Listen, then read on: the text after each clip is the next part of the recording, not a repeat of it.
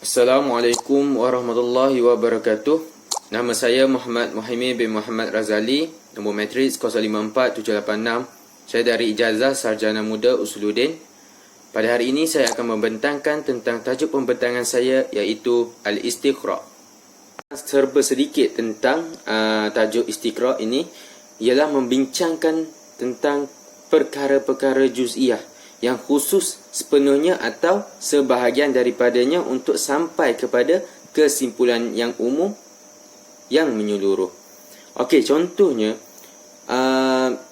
seorang ulama ini telah menyimpulkan bahawa usia yang paling kecil seorang wanita haid adalah umur 9 tahun, atau kesimpulannya ulama mengatakan masa dia haid adalah antara seminggu hingga 10 hari.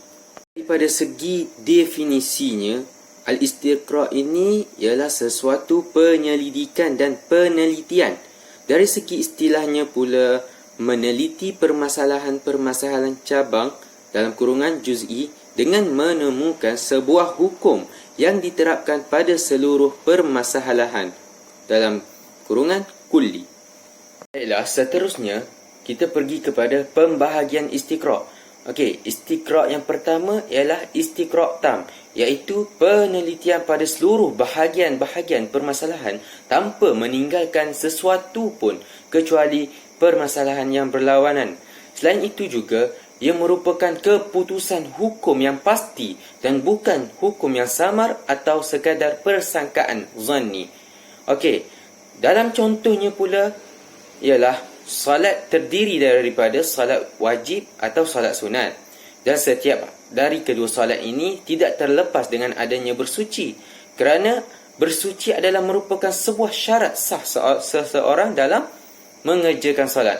Maka setiap orang melakukan salat wajiblah berada dalam keadaan bersuci, atau secara ringkasnya bahawa tidak akan sah salat seseorang jika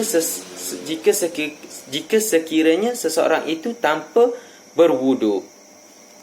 Yang kedua ialah Istiqra' nakis, merupakan penyelidikan yang dilakukan pada sebahagian besar dari permasalahan yang menjadi objek pembahasan untuk mendapat sebuah kesimpulan hukum keseluruhan, yang mana ia dihasilkan dari Istiqra' nakis ini hanyalah bersifat secara umum, kerana tidak semua permasalahan diteliti satu persatu. Maka sesuatu hukum yang dihasilkan juga bersifat zanni. Berbeza pula dengan Istiqra' tam yang bersifat pasti. Okey, contohnya, semua haiwan mengunyah makanan dengan geraham bawah.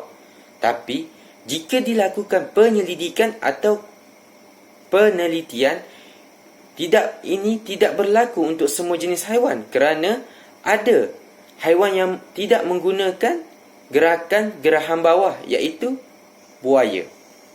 Terusnya saya akan bercakap serba sedikit tentang salah satu contoh peringkat Istiqra' yang akan dibawa oleh penyelidik, iaitu perbezaan antara mulahazah dengan tajribah. Okey, yang pertama ialah mulahazah, pemerhatian terhadap fenomena hujan yang berlaku secara semula jadi yang menjadi sesuatu kebiasaan. Manakala tajribah pula ialah orang yang membuat pemerhatian mengenai air hujan yang diperolehi daripada uji kaji, yang mana akan menimbulkan persoalan. Okey, contohnya, adakah air hujan ini dapat digunakan ataupun tidak? Bagaimana pula air hujan ini boleh memberi manfaat kepada masyarakat? Itu adalah semua pemerhatian dan uji kaji yang akan dilakukan dalam satu makmal yang khusus. Okey, jadi natijahnya setiap daripada keduanya itu menunjukkan terdapatnya proses fenomena hujan sama ada melalui kaedah mulahazah dan tajribah.